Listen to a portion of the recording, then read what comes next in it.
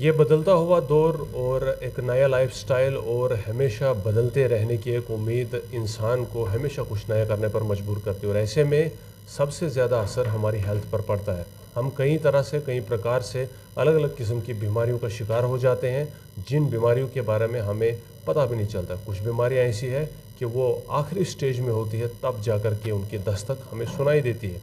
लेकिन क्या उन बीमारियों से बचने के कुछ समाधान भी है? क्या वो बीमारियां जो है वो पहले ही डिटेक्ट की जा सकती है? आखिर कौन कौन सी ऐसी बीमारियां हैं जिन बीमारियों को हमें हमेशा से जो है वो पहले से ही अलर्ट रहना चाहिए और उनके बारे में जानकारी रखनी चाहिए, ताकि आने वाले समय में वो कोई गंभीर रूप ना ले। कई ऐसी बीमारियां हैं जिन पर हम अलग अलग विषय पर जो है वक्तन फ़क्तन बात करते रहते हैं, लेकिन आज हम जिस बीमारी के बारे में आपसे जो है वो बातचीत आप तक पहुंचाएंगे, वो किडनी डिजीज़ है।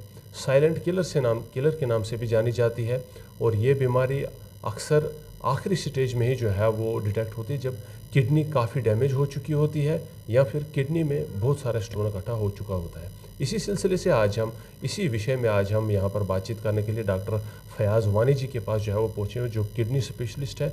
इनसे जानेंगे कि किडनी की बीमारी होती क्या है, इसके क्या लक्षण होते हैं, ये कैसे होती है, और क्या कुछ जो है वो प्रिवेंटिव मेजर्स हमें फॉलो करने चाहिए, ताकि हम इस बीमारी के जो शिद्दत है, जो इस बीमारी के असर है, उससे बच सकें।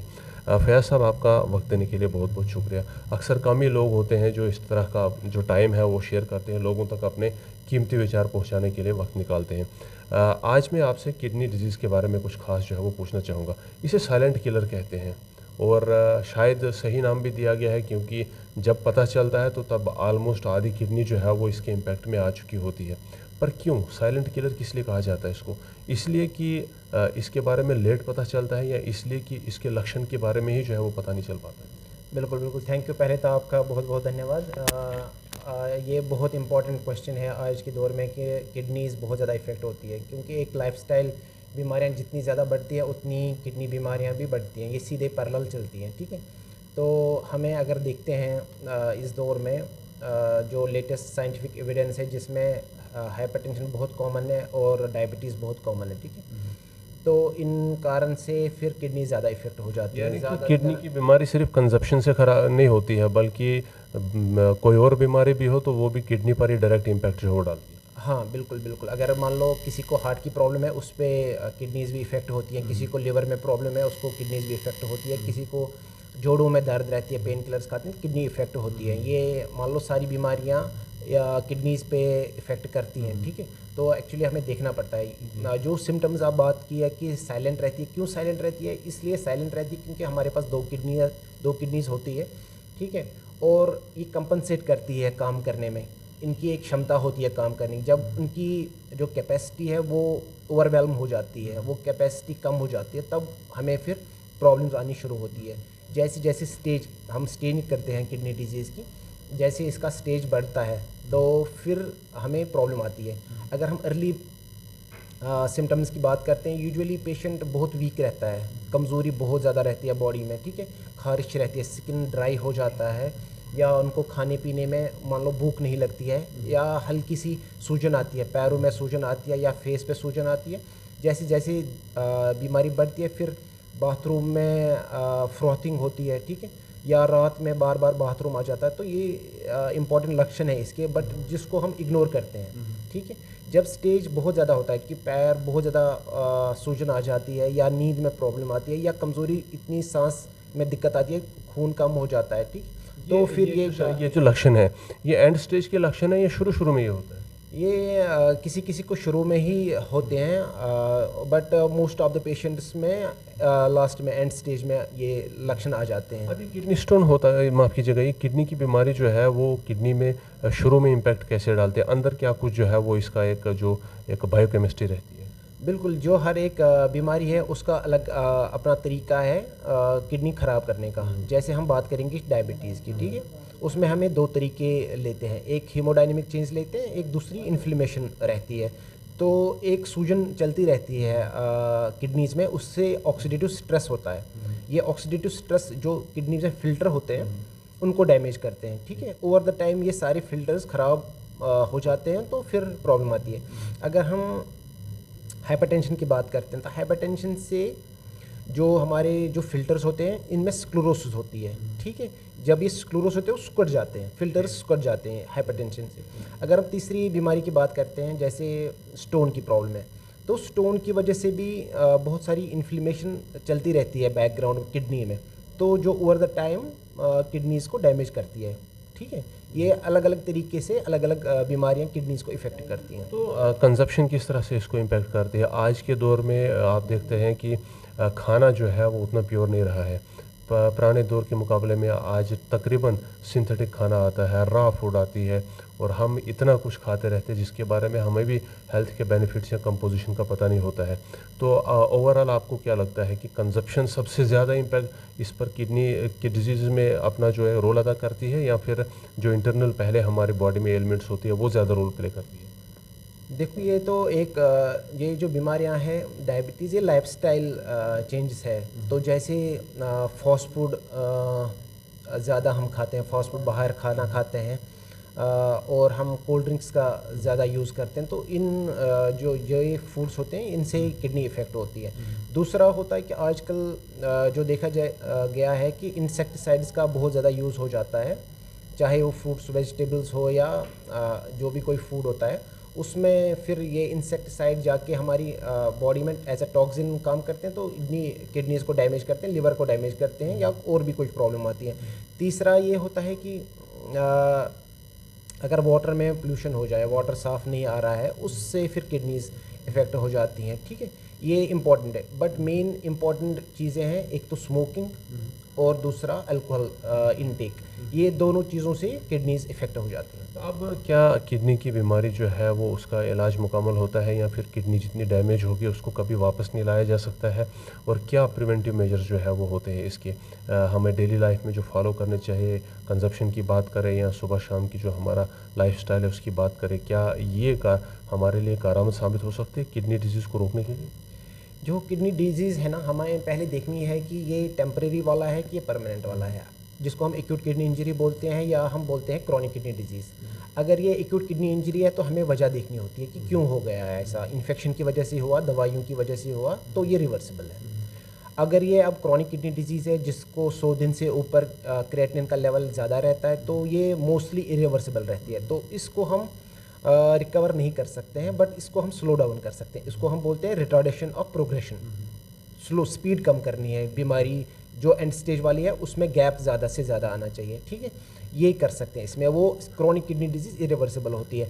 अब जो फूड, हाँ, अब इसमें जो हमें लाइफस्टाइल मॉडिफिकेशन है वो ज़्यादा ज़रूरी है।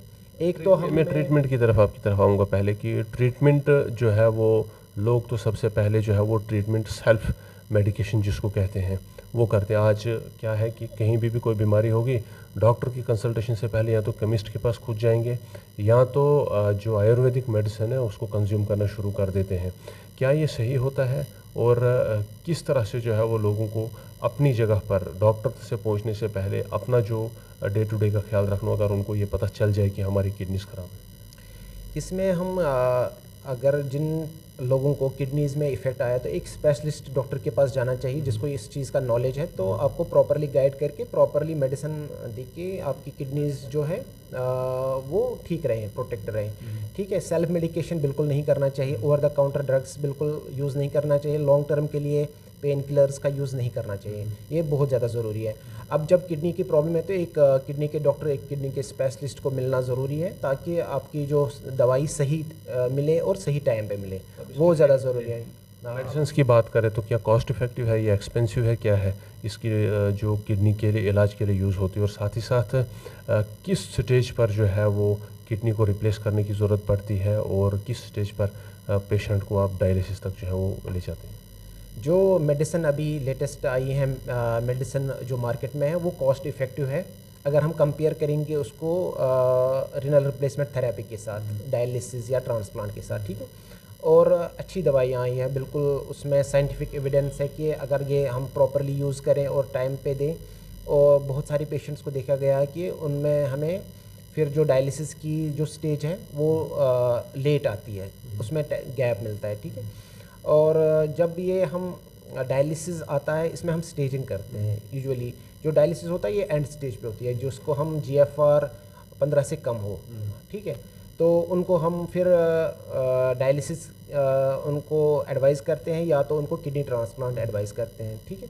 अब ये पेशेंट है जिनको अब सिम्टम्स भी है और GFR लेस देन 15 है, तो उनको उसी पे डायलिसिस शुरू करते हैं। कुछ लोगों को हमें वेट करते हैं ताकि वो अभी मोटिवेटेड नहीं होता है कि उनकी डायलिसिस लगे, बट अगर सिम्टम्स नहीं है तो वी कैन वेट, हाँ 10 तक हम वेट कर सकते हैं, फिर उनको डायलिसिस शुरू करते हैं ताकि उनको फिर जो कार्डियोवैस्कुलर हेल्थ है, जो हार्ट है, जो ब्रेन है, वो उनकी फिर प्रोटेक्टेड रहते हैं। अदरवाइज़ अगर हम ज़्यादा वेट करते हैं तो उनको फिर ज़्यादा दिक्कत आती है, फिर उनको इमरजेंसी में ही एडमिट करके डायलिसिस करना पड़ता है। आजकल डोनर्स कम मिलते हैं, किडनीज़ का मिलना जो है वो भी कम है, तो क्या कहाँ तक रिसर्च पहुँची है? क्या आर्टिफिशियल किडनी जो है वो किसी हद तक अब तैयार होने वाली है या इस पर रिसर्च अभी नहीं हुई है?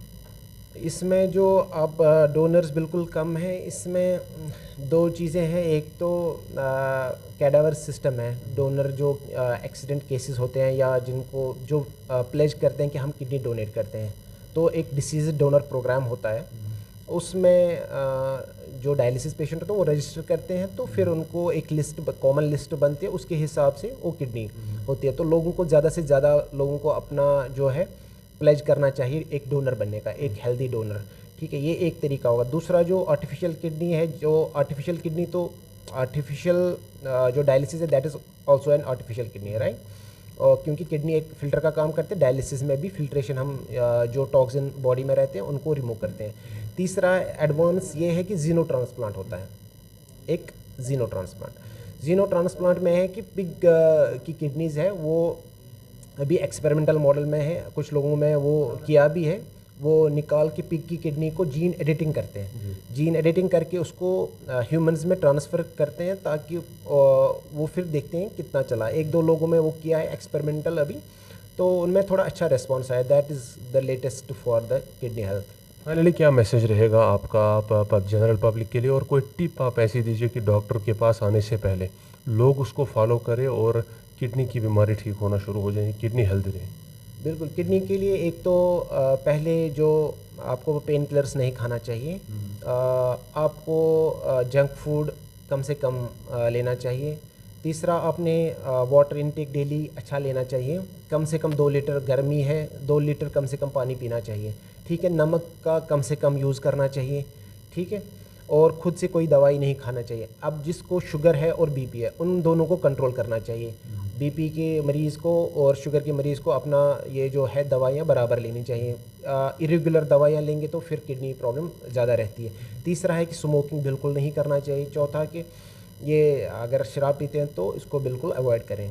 तो these are the healthy tips for, और अपना जो वेट है वो मेंटेन रखें। तो अपने बारे में भी बताइए कि अगर लोग आप तक जो है वो आना चाहें, पेशेंट्स है, किडनी पेशेंट्स है, वो आपके पास आना चाहें तो कैसे? बिल्कुल, मैं फोर्टिस एस्कॉर्ट्स में एज ए कंसल्टेंट काम करता हूँ नेफ्रोलॉजी डिपार्टमेंट में, और पिछले 2 साल से मैं फोर्टिस एस्कॉर्ट्स अमृतसर में पोस्टेड हूँ। तो हमने यहाँ पे लॉन्च किया है जो हमारी ये OPD है यहाँ पे जम्मू में। तो हर महीने की तीसरे बुधवार को यहाँ आते हैं जिन लोगों को किडनी की रिलेटेड प्रॉब्लम्स होगी वो हमसे यहाँ पे कांटेक्ट कर सकते हैं, या वो हमें जो हमारा सेंटर है अमृतसर में वहाँ पे आके हमें रब्ता कर सकते हैं ताकि उनकी जो प्रॉब्लम्स है वो कम हो जाए। बात करने के लिए बहुत बहुत शुक्रिया। बहुत ही इम्पोर्टेंट जानकारी थी और बहुत महत्वपूर्ण सूचना भी आप लोगों के लिए है। आज के दौर में बीमारियां जो है वो बगैर दस्तक दिए हुए मेहमान बनकर आ जाती है, तब तक पता ही नहीं चलता है जब तक इंसान बेड के ऊपर नहीं पहुंच जाता है। और ख़ासकर किडनी का जब मामला हो तो एक तो पेन है, दूसरा किडनी एक फिल्ट्रेशन का काम करती है, और किडनी ख़राब हो जाए तो पूरी की पूरी बॉडी ख़राब है। और ऐसे में ये ख्याल रखना और अपनी सेहत का खुद ख्याल रखना, कहते हैं prevention is better than cure. अगर आप इस पर जो है वो बातचीत, अगर इस पर आप जो है वो ध्यान देंगे तो आपकी हेल्थ जो है वो बेटर हो सकती है। हमने एक कोशिश की है आप तक जानकारी पहुंचाने की, क्या है किडनी डिजीज़, कैसे होती है, क्यों होती है, क्या ख्याल रखना चाहिए, क्या प्रिवेंटिव मेजर्स है, ये सारी जानकारी आप तक जो है हमने पहुँचाया। आपको कैसे लगी जानना चाहेंगे, लिहाजा कमेंट सेक्शन में अपने विचार हम तक ज़रूर रखें। साथ ही साथ चैनल को फॉलो सब्सक्राइब भी करें, न्यूज़ को ज़्यादा से ज़्यादा शेयर करें ताकि जानकारी दूसरों तक पहुँचे। तब तक के लिए रखें अपना ख्याल, दीजिए इजाज़त। जय हिंद।